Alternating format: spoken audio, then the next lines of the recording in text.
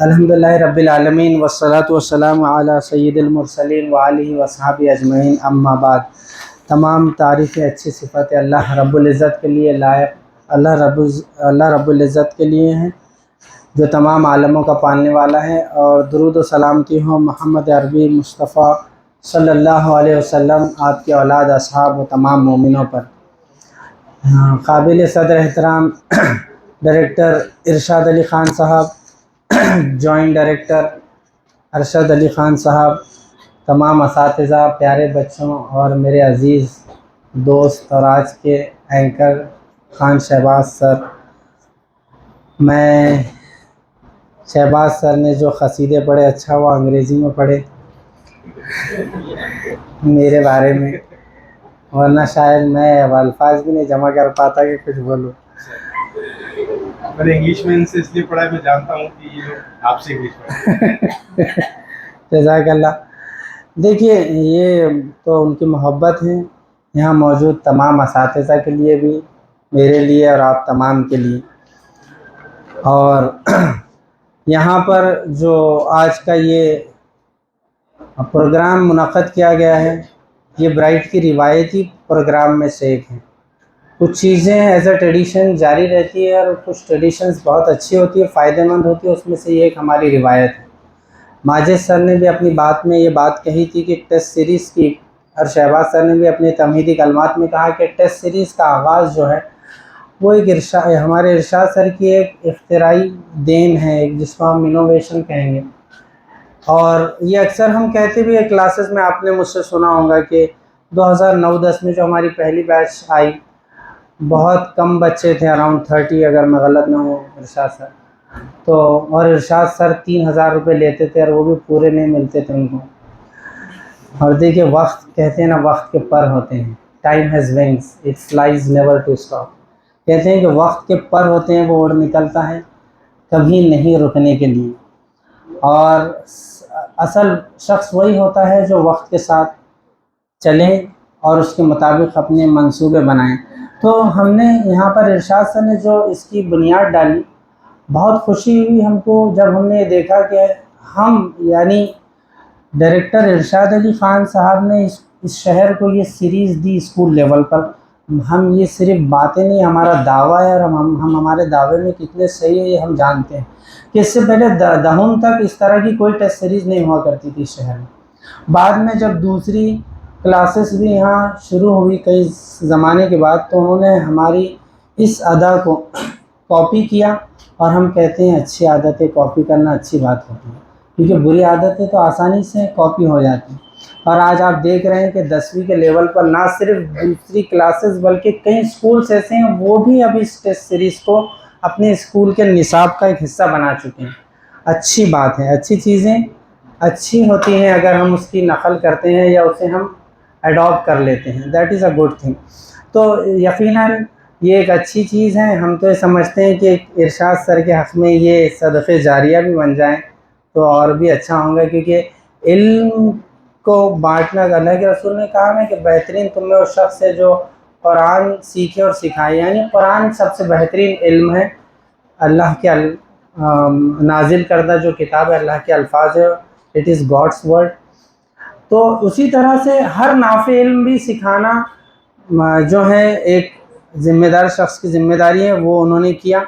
प्यारे बच्चों, मैं यहाँ पर मैं अपनी बात शुरू करने से पहले यहाँ पर जनाब अरशद अली ख़ान साहब का शुक्रिया अदा करता हूँ कि वो हर साल, यानी जब से हम ब्राइट में इस रिवायती लेक्चर का आगाज़ करते हैं, सर को हम यही टॉपिक देते हैं, इसी से मुंसलिक किस्म के टॉपिक देते हैं, और सर हर साल बहुत ही उम्दा रहनुमाई करते हैं।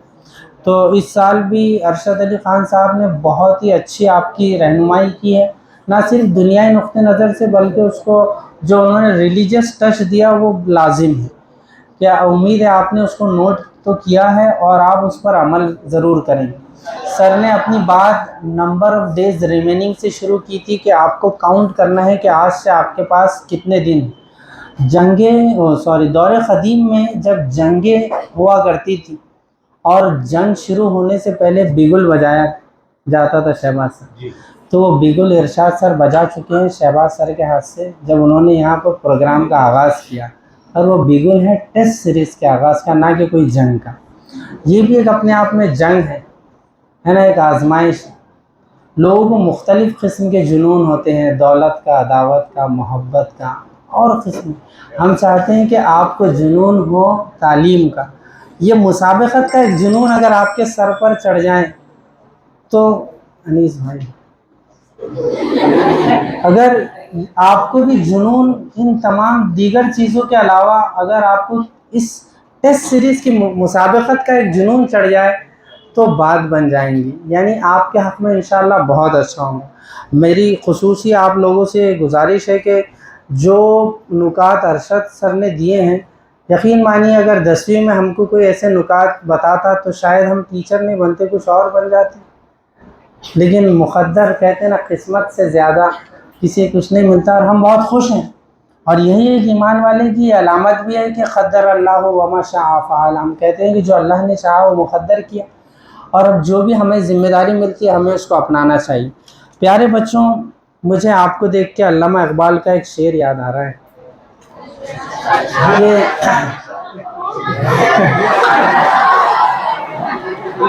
जी हाँ, आप सुने, आप मुशायरे की तरह फीडबैक ना दें तो बेहतर होगा, वक्त भी बचेगा। शेर है कि अल्लामा इक़बाल ने कहा था कि मुझे मोहब्बत उन जवानों से है, मुझे मोहब्बत उन जवानों से है सितारों पे जो डालते हैं कमंद। यानी देखिए यार, उन्होंने ये नहीं कहा कि मुझे हर नौजवान से मोहब्बत है, यानी he doesn't like lazy and procrastinating youths, यानी जो आलसी होते हैं, लेज़ी और जो टाल मटोल से काम लेते हैं, उन्हें उनसे कोई लगाव नहीं। और ये सिर्फ अल्लामा इक़बाल का नहीं, ये हर एक उस शख्स की बात होगी जो चाहता है कि नौजवान आगे बढ़े। तो आप भी तो नौजवान हैं, आप भी तो सने बलोगत की तरफ बढ़ रहे हैं। You all are teenagers. आप और टीनेजर्स की एक ख़ास बात क्या है मालूम? और उस टीनेजर्स की ख़ास बात ये होती है, जिससे जैसे अरशद सर ने भी अपनी बात में, अपने लेक्चर में कहा कि आप थोड़ा रेस्ट लें, कुछ खाएं, फिर आप रेस्ट लेके जब वापस आते हैं तो आपको एक नई एनर्जी का एहसास होता है। तो जी हाँ, टीनेजर्स के अंदर उस एनर्जी को सरप्लस एनर्जी कहते हैं। यानी ये वो एनर्जी होती है कि इंसान नए सिरे से अपने आप को बहुत ख़वी महसूस करता है। सो आपको इस चीज़ का एहसास होना चाहिए। अब आइए मैं आपको थोड़ा सा टेस्ट सीरीज़ के बारे में बताता हूँ, बाद में फिर मैं कुछ और मशवरे दूंगा अगर शहबाज सर मुझे कोई चिट्ठी ना दे दे कि वक्त हो गया है। अगर शहबाज सर ये जानना चाह रहे कि कुलसुम आए हुए हैं कि सेमी 10th इंग्लिश के, वो बहुत गैर हाजिर रह रहे थे, नहीं आए हुए, आज भी है। ठीक है, तो चलिए आइए यहाँ पर आइए मैं आपको बता दूं कि टेस्ट सीरीज़ का आगाज़ शुरू होने जा रहा है। मैं इंग्लिश मज़मून के ताल्लुक़ से बोलूँगा टेस्ट, और मैं आपको बता दूं कि टेस्ट सीरीज़ के 90-95% पेपर शहबाज सर ही बनाते आए हैं पिछले 16 सालों से, नहीं पिछले 14 सालों से। 2 साल मैंने बनाया था शुरू। हाँ, और वो ये उम्मीद करता हूँ वो ये रिवायत को बरकरार रखेंगे। दूसरी बात ये कि उन्होंने वो सिर्फ पेपर ही नहीं बनाए हैं, उन्होंने उसको बहुत अच्छी तरतीब भी दी है, जो मैं आपके सामने, मैंने तो उनसे कहा था कि आप ही पेश करिए, लेकिन वो नहीं मान रहे। वो कह रहे हैं कि मैं एंकरिंग करूँगा। तो ठीक है, मैं आपके सामने, तो मैं आपको वो भी बताता चलता हूँ। लेकिन उससे पहले टेस्ट सीरीज़ के ताल्लुक़ से देखिए, टेस्ट सीरीज़ का बिगुल बजा दिया गया, यानी अब मुसाबक़त की दौड़ क्या हुई है, शुरू हो गई है। और इस दौड़ पर भी मुझे एक शेर याद आ रहा है, आप बिना कुछ कहे सुने। शेर ये है कि तरक्कियों की दौड़ में उसी का ज़ोर चल गया, तरक्कियों की दौड़ में उसी का ज़ोर चल गया, बना के अपना रास्ता जो भीड़ से निकल गया। यानी कहते हैं ना कि इस मुसाबक़त की, इस कॉम्पिटिटिव एज में, this is the age of competition, so in this competitive age, इस मुसाबक़त की दौड़ में एक ऐसी दौड़ लगी है जहाँ पर अगर आप सांस लेने की गर्ज से रुक जाते हैं तो आपके पीछे वाला आपके आगे निकल जाता है। लिहाजा इस दौड़ में रुकना मना है जब तक आप अपनी मंजिल मकसूद तक नहीं पहुंच जाते। Means until you reach your ultimate goal you have to keep running. यानी मैं चाहता हूं कि आप मुझे सुने, और तवज्जो से सुने। और तवज्जो से सुनने की अलामत ये है कि a good listener always looks at the speaker, यानी एक अच्छे सामी, अच्छे सुनने वाले की अलामत ये होती है कि वो स्पीकर को देखता है। अब ये बेचारियाँ मुझे नहीं देख पा रही होंगी तो वो इरशाद सर को देखें, ठीक है, या शहबाज सर नज़र आ रहे हैं तो उनको भी देखें। So a good listener always look at the speaker, first point. Second है कि a good listener pays close attention to the speaker, यानी वो पूरी तवज्जो से सुनता है, उसके तरफ देखता है, उसके तरफ सुनता है। जैसे आप मूवी देखते वक्त पलक झपकना भी डिस्टर्बेंस समझते हैं, क्योंकि मैं पलक झपकूँ और हीरो ऊपर से गिर जाए तो मैं मिस कर दूँगा। खैर आजकल तो आप रिमाइंड भी कर सकते हैं, बहुत सारी फैसिलिटीज़ आ गई। ओके, सो आप प्लीज़ पे अटेंशन। सो प्यारे बच्चों, टेस्ट सीरीज़ का आगाज़ 2 फेज़ में, टेस्ट सीरीज़ का आगाज़ तो हो चुका है। टेस्ट सीरीज़ 2 फेज़ में, पहला फेज़ शुरू हो रहा है 1 दिसंबर से, जो अल्टरनेट डेज रहेगा, है ना, और वो 24 जनवरी तक जाएगा। डेट सही बोल रहा हूँ? यानी 2023 में जो टेस्ट सीरीज़ शुरू हो रही है वो 2024 तक चलने वाली है। आप समझ रहे हैं आप? 1 दिसंबर 2023 से 24 जून 2000, हाँ सॉरी, 24 जनवरी 2024, यानी आप नए साल में दाखिल भी हो जाएंगे तो टेस्ट सीरीज जारी रहेंगी। और ये टेस्ट सीरीज अल्टरनेट डेज हैं। टाइम टेबल ये हुआ थोड़ा सा हमसे मिस कम्युनिकेशन हो गया, वरना टाइम टेबल आपके सामने होता तो आप बहुत अच्छे से समझते। अनीस भाई ने लेट कर दिया उसको शायद लाने में, लेकिन आप जाते वक्त आपको टाइम टेबल दिया जाने वाला है। और तो आप जस्ट इमेजिन जो मैं बोल रहा हूँ डेट्स को 1, 3, 5, 6, मैं ऐसा डिटेल नहीं बता रहा हूँ। अल्टरनेट डेज हैं, आप उसको ऑड नंबर कहते हैं कि 1, 3, हाँ ऑड नंबर में आप उसको आप इमेजिन कर लीजिए। तो पहला फेज है 1 दिसंबर से 24 जन 2024। इसमें आपको चैप्टर वाइज टेस्ट होंगे, ये बात याद रखिए, चैप्टर वाइज। अब मैं दूसरे सब्जेक्ट्स का नहीं बोलूँगा क्योंकि आपके पास टाइम, मजिद सर ने भी बताया और टाइम टेबल में भी आपके सामने। अगर मैं इंग्लिश के बारे में बोलूँ तो शहबाज सर ने आप पूरी किताब को 5 हिस्सों में तकसीम कर दिया, यानी 4 यूनिट के 4 पेपर रहेंगे 40-40 मार्क के, और 5वां जो टेस्ट है वो यूनिट 3 और 4 पर मुश्तमिल है। अब 40 मार्क का डिस्ट्रीब्यूशन उन्होंने बहुत ही अच्छे अंदाज में किया, जो मैं बहुत पहले इम्प्रेस हो गया था जब पहली बार उन्होंने बनाया था। मैं आपको उसका नमूना बताता हूँ कि जब पहला यूनिट होगा आपका तो आपको उसकी तफसील मिल जाएंगी कि इस यूनिट में आपको क्या आने वाला है। बोले तो पेपर नहीं मिलेगा, नहीं तो समझेंगे माजिद आके बोलेंगे उस दिन बोले यार पेपर दे रहे नहीं, ये कुछ भी सवाल करते रहता। जहाँ आप ख़त्म हो जाते हैं कि ये सवाल आ सकता है, वहाँ सवाल सोचता हो तो वो साइंटिस्ट बन सकता है।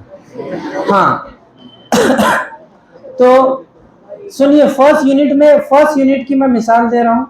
फर्स्ट यूनिट 40 मार्क का है, तो मिसाल के तौर पर पहला 10 मार्क का सीन पैसेज, दूसरा अनसीन पैसेज, और अनसीन पैसेज के साथ जैसा चचा को दावत दिए तो उनका एक बेटा आता फ्री में उनके साथ, तो अनसीन पैसेज के साथ इंग्लिश में 5 मार्क की समरी का क्वेश्चन फिक्स आता है। तो कितने हो गए? 25। अब 10 मार्क की पोएम तो हर यूनिट में रहेंगे आप, यानी 5 एप्रिसिएशन और 5 कॉम्प्रिहेंशन के। क्लियर? अब बचा कितने हो गए? 35। अब बचा 5 नंबर का, तो 5 नंबर राइटिंग स्किल में आएगा और आपको बता दिया जाएगा कि आप दोनों इंग्लिश और उर्दू दोनों मीडियम में 9 आइटम से आपको राइटिंग स्किल में 9, और 25 मार्क होते हैं अगर फाइनल 80 मार्क की बात की जाए। और यहाँ पर आपको किसी 40 मार्क में याद रखिए, किसी टेस्ट में 5 नंबर को राइटिंग स्किल आएंगी, किसी टेस्ट में 10 नंबर को आएंगी, इससे ज़्यादा नहीं। तो फिर अब हमने यानी शहबाज सर ने उसको क्या किया? डिवाइड कर दिया 5 टेस्ट में। सही है ना? आपने इसके तो उन्होंने उसको डिवाइड कर दिया और उसका मकसद बहुत गहरा मकसद है। अगर आप समझे तो आपकी स्टडीज हो गई। 24 जनवरी से पहले आप इंग्लिश के तमाम मज़ामीन के साथ साथ इंग्लिश के भी लिए तैयार हो गए आप बोर्ड एग्जाम के। पहले यूनिट में लेटर राइटिंग डाल दी उन्होंने, यानी 2 ऑप्शन रहेंगे, एक फॉर्मल लेटर, एक इनफॉर्मल। अब बच्चे को फर्स्ट यूनिट के लिए ना डायलॉग पढ़ के आने की ज़रूरत है, ना वर्बल इंफॉर्मेशन में वक्त ज़ाया करना है, ना स्टोरी राइटिंग में, ना नरेशन में, कुछ नहीं। आपके टाइम टेबल में अगर वो लिखा हुआ नहीं आया होगा तो एक अलग से शहबाज सर आप लोगों को व्हाट्सएप पे प्रिंट डाल देंगे कि फर्स्ट यूनिट में राइटिंग स्किल में क्या आने वाला है, दूसरे यूनिट में क्या होगा, अनसीन पैसेज निकल जाएगा, सीन पैसेज रहेगा और लैंग्वेज स्टडी रहेंगी 10 मार्क को, और 10 मार्क की पोएम। अब राइटिंग स्किल को 10 मार्क आ जाएंगे। पहले यूनिट में 5 मार्क आए थे समरी की वजह से, तो दूसरे यूनिट में वहाँ पर 10। अब वहाँ पर मेंशन कर दिया जाएगा कि आपको वर्बल नॉन वर्बल आने वाला है और उसके साथ एक्सपांड थीम है या डायलॉग है, ताकि आप दूसरे राइटिंग स्किल में अपना वक्त न ज़ाया करें। इस तरह से 5 टेस्ट में पूरे 9 आइटम जो राइटिंग स्किल के हैं वो एक अक्लमंद बच्चा तैयार कर लेगा, उनके सैंपल्स पढ़ के, उनके फॉर्मेट्स पढ़ के। और क्लास में मैं आऊँगा तो आप बोलेंगे सर यूनिट 2 में डायलॉग आ रहे, ज़रा 1-2 सैंपल बता दो, तो मैं बता दूँगा, है ना। समझ रहे हैं आप बात को?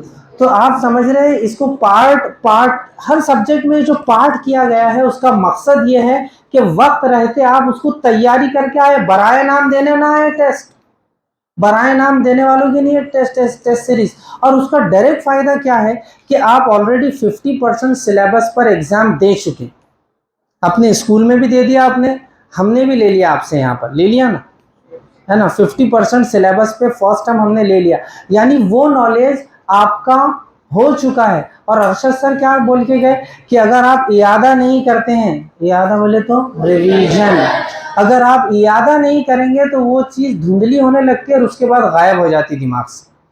तो ये वो लर्न्ड नॉलेज आपका धुंधला ना हो, इसलिए जब 1 दिसंबर से टेस्ट सीरीज शुरू होंगी तो वो पूरा फर्स्ट टर्म का आपका रिवीजन के तौर पर टेस्ट ले लिया जाएगा।